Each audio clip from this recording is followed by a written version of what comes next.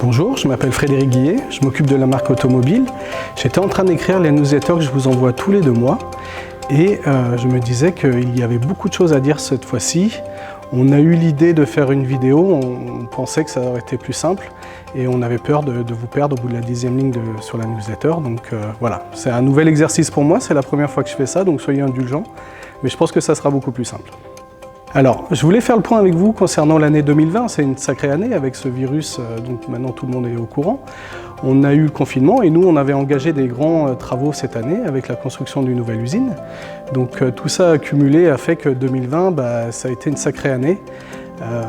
La meilleure pour auto, mais aussi la plus compliquée. J'ai l'habitude de dire que si ça avait été facile, ça n'aurait pas été rigolo, mais là c'était sacrément dur. Alors il y a un point très important dont je voulais parler avec vous, c'était le Covid. On rencontre des problèmes tous les jours qui sont liés à la crise et beaucoup d'entre vous nous disent arrêtez de mettre ça sur le dos du Covid, il y en a marre, c'est pas possible.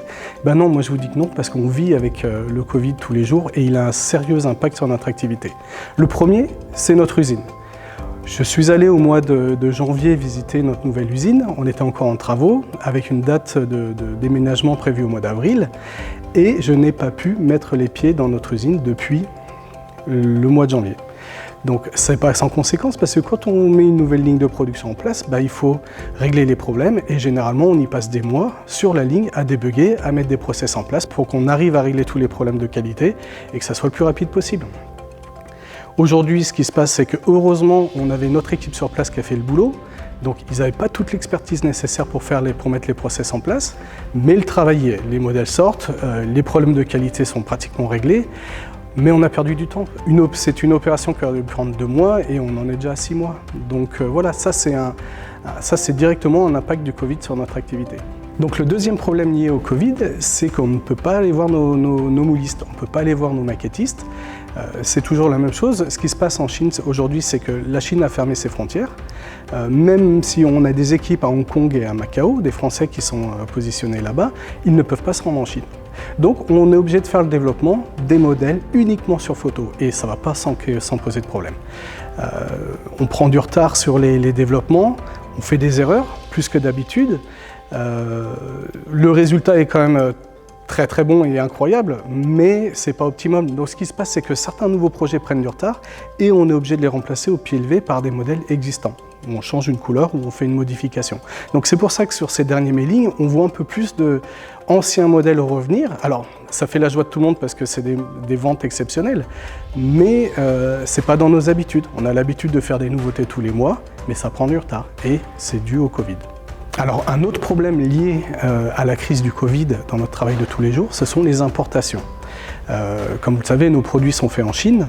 Si on pouvait faire autrement, on le ferait autrement. Mais aujourd'hui, on importe nos marchandises de Chine et ça ne va pas sans poser de problème. Jusque-là, au début de la crise, toutes les compagnies maritimes ont mis les bateaux au garage. Ils se sont dit qu'il va y avoir moins de demandes, ils ont mis les bateaux au garage. Ils ont fait de la maintenance, des choses comme ça, mais ce qui s'est passé, c'est que cet été, les Américains se sont remis à consommer et très très fort, et ils ont capté tout le volume de containers. Aujourd'hui, il est très très difficile de trouver des containers pour ramener la marchandise en France.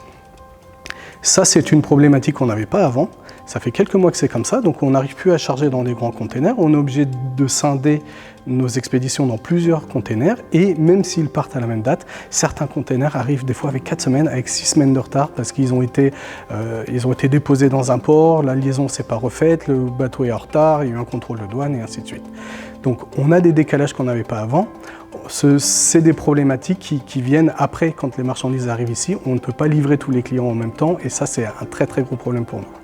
Donc une anecdote, c'est vrai que c'est loin tout ça, le transport maritime, la Chine, tout ça, mais la semaine dernière, par exemple, j'ai lu dans la presse qu'il y avait une coalition qui était en train de se mettre en place avec l'Inde, l'Australie, les États-Unis et le Japon.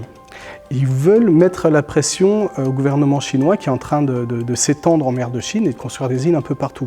Alors moi, je lis ça dans mon canapé, tranquillement, je me dis, c'est à l'autre bout du monde, voilà. Mais en fait, le lendemain, nous, on a nos responsables logistiques qui m'appellent et qui me dit, Frédéric, il y a un problème, il y a des mouvements militaires en mer de Chine, nos bateaux sont coincés pendant une semaine. Voilà, c'est des choses qui nous arrivent tout le temps. Alors si je vous avais mis ça dans une newsletter, vous m'aurez dit, il est fou celui-là encore, il raconte des trucs pas possibles, mais c'est la vérité, et ça nous arrive tous les jours.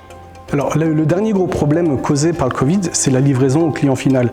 On envoie des milliers de colis tous les mois, mais aujourd'hui, on travaille, que ce soit Chronopost, Mondial Relais, DHL, UPS, travaille en mode dégradé. Le service n'est pas assuré normalement et il y a des problèmes de livraison. Donc aujourd'hui, on parle à peu près d'une centaine de colis qui nous reviennent chaque mois.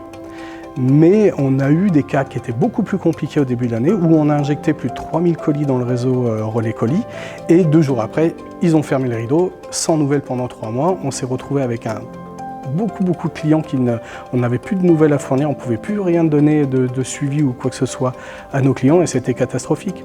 On a mis, je crois qu'on a résolu les derniers cas au mois d'août. C'est une charge de travail supplémentaire qui vient. Tous ces problèmes qui ont été créés par la crise du Covid ont engendré une saturation au niveau des messages que nous recevons tous les jours. Nous recevons environ 500 messages par jour, ça fait à peu près 10 000 par mois.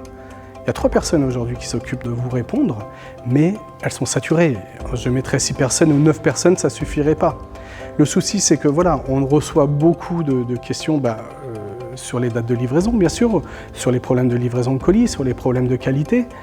Ça, plus tout ce qu'on recevait d'habitude, les gens qui nous appellent beaucoup, très souvent, parce qu'ils ont envie de discuter aussi de leur miniature et de leur collection.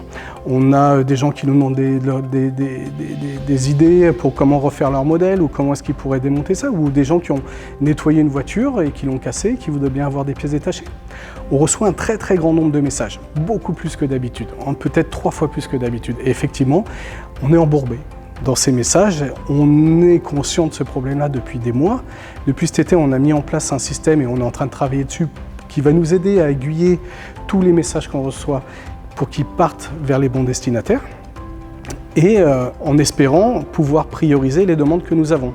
C'est sûr qu'aujourd'hui, quelqu'un qui vient de recevoir une voiture et qui a un problème de SAV, c'est prioritaire par rapport à quelqu'un qui a cassé une voiture qu'il a depuis des années et qui nous demande un coup de main pour pouvoir la réparer. Il faut qu'on le traite dans ce sens-là. Ça c'est sûr. Mais c'est cet engorgement, on est en plein dedans maintenant, ça ne désemplit pas et on espère que d'ici début d'année prochaine, on aura pu mettre une solution réelle en place pour qu'on puisse être beaucoup plus réactif et retrouver le niveau de service qu'on avait avant la crise du Covid. Alors, je voulais aussi profiter de cette vidéo pour revenir sur un point important. On a beaucoup de reproches sur la qualité de nos modèles. Et on a par exemple des gens qui nous disent écoutez, BBR ils font comme ça, machin, pourquoi vous ne le faites pas? Alors, je le dis tout de suite, on ne fait pas du BBR, on fait du auto. On vend des miniatures à 59,90 €, on ne vend pas des miniatures à 300 €. Vous ne pouvez pas, en achetant une Peugeot, avoir une BMW. C'est un peu le principe de la chose. On s'efforce de faire des voitures exclusives à un prix correct. On ne peut pas faire un prix correct et de la qualité BBR. C'est pas possible. Imaginez, ça veut dire que sinon BBR gagne beaucoup d'argent et que voilà, si c'était le cas. Non, la qualité, le 100% de qualité coûte très cher. D'accord? Si on voulait avoir une qualité au-dessus, nos voitures seraient vendues dans les 149,90 €. Comme des Spark, comme du GT Spirit, comme la concurrence qui est à peu près à ce niveau-là.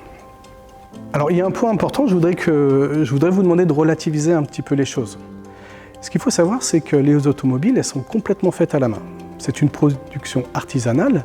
La carrosserie est façonnée à la main, la peinture, la pose des décorations, tout est fait à la main. Il n'y a pas une voiture qui ressemble à une autre. Il faut relativiser, c'est très important. Il n'est pas possible d'obtenir un produit parfait, pas à ce prix-là. Effectivement, si on avait décidé de positionner automobile à 150 €, on pourrait offrir une bien meilleure qualité. Parce que les quelques pourcents, le pourcent pour passer de 99 à 100% de perfection coûte très cher. De vous dire que si vous n'êtes pas satisfait avec notre qualité, allez voir ailleurs. C'est très bête de ma part de dire quelque chose comme ça, mais aujourd'hui c'est le constat que je suis obligé de faire. Je ne pourrai jamais augmenter la qualité que nous fournissons aujourd'hui sans avoir un impact sur le prix. Alors, je voulais profiter aussi de l'occasion qu'on fasse cette vidéo pour revenir sur un point très important et qui est très compliqué à expliquer, c'est comment est-ce qu'on fixe les quantités de production. Alors, beaucoup de gens se posent des questions et le premier point à savoir, le plus important, c'est qu'en gros, il nous faut 6 mois entre le moment où on décide de faire une production et la livraison chez le client final. C'est un délai très long qui nous oblige à fixer les quantités des productions avant même de communiquer sur le produit. Donc, de notre expérience, on arrive à savoir à peu près ce que le marché, ce que vous allez réserver, mais on fait des erreurs. Et de plus en plus. Et ça devient de plus en plus compliqué à fixer les bonnes quantités. J'en parlais avec un ami une fois qui est dans le monde de la miniature depuis très longtemps, et il me disait que lui, ça faisait 35 ans, et il faisait aussi des erreurs, et qu'il n'y a pas de règle. Il suffit qu'on décide de faire 1000 pièces et on en vend 2000. On en fait 2000 et on en vend 1000. Et malheureusement, c'est très souvent comme ça que ça se passe. Alors effectivement, on a voulu tester la solution de prendre des réservations avant la production, de produire exactement le montant, mais ce qui se passe, c'est que vu que le délai de 6 mois est assez long, il y a des annulations, et on se retrouve à peu près avec 30% d'annulations. C'est ce qu'a montré l'expérience qu'on a fait cet été, avec plusieurs modèles. Donc cette solution n'est pas la bonne, et malheureusement, on est obligé de constater qu'il n'y a pas vraiment de solution correcte. On est obligé d'ajuster, on est obligé de trouver le bon équilibre entre les différentes possibilités qu'on a pour fixer les quantités. Mais sachez qu'il n'y a pas une seule personne qui fixe les quantités. On se réunit, on est au moins 6 ou 7 à travailler sur chaque produit, à se demander comment est-ce que ça va réagir, comment est-ce que... Voilà, et on a toujours des mauvaises surprises. On en a beaucoup de bonnes en ce moment, mais c'est très très difficile. Je prendrai l'exemple de la semaine dernière. On a vendu une Alpine GT4. Donc le modèle, effectivement, a eu un grand succès. En 4 heures, toutes les pièces sont parties. On aurait pu se dire, super, ça y est, on a fait une super vente. Mais non, en fait, on était tous très déçus. Je ne vous cache pas qu'à midi, on était là, on se dit, mais il va y avoir des centaines de personnes qui vont être très déçues de ne pas avoir pu réserver ce modèle. On s'est planté sur la quantité. Et malgré le succès commercial qu'on a eu, on n'a pas réussi à faire ce qu'on voulait faire. Donc c'est toujours très très compliqué et c'est un point sur lequel on travaille. On va ajuster. Et ce qu'il faut savoir aussi, c'est que cette année, on a à peu près 30% de clients en plus que les années précédentes. Donc c'est cumulé avec la crise du Covid et tout ça, ça n'a pas arrangé les choses, mais c'est bon signe, on ne va pas se plaindre. Ce n'est pas toutes les entreprises qui peuvent annoncer des chiffres comme ça. Donc voilà, mais ça a eu un impact aussi sur le choix de nos quantités. Donc c'est un sujet très compliqué. Il n'y a pas de règle qui existe et on essaye de faire au mieux. Donc on va essayer de faire de plus en plus de vidéos comme celle-ci pour vous faire partager un peu notre quotidien. On va vous expliquer les différents métiers qui composent notre entreprise afin de partager tous les secrets avec vous. Je pense que c'est important aujourd'hui, vous qui nous suivez depuis des années, de savoir un petit peu ce qui se passe derrière. Donc c'était une première aujourd'hui, il y en aura d'autres pour sûr. Donc en attendant, je vous souhaite de bonnes fêtes de fin d'année et un joyeux Noël.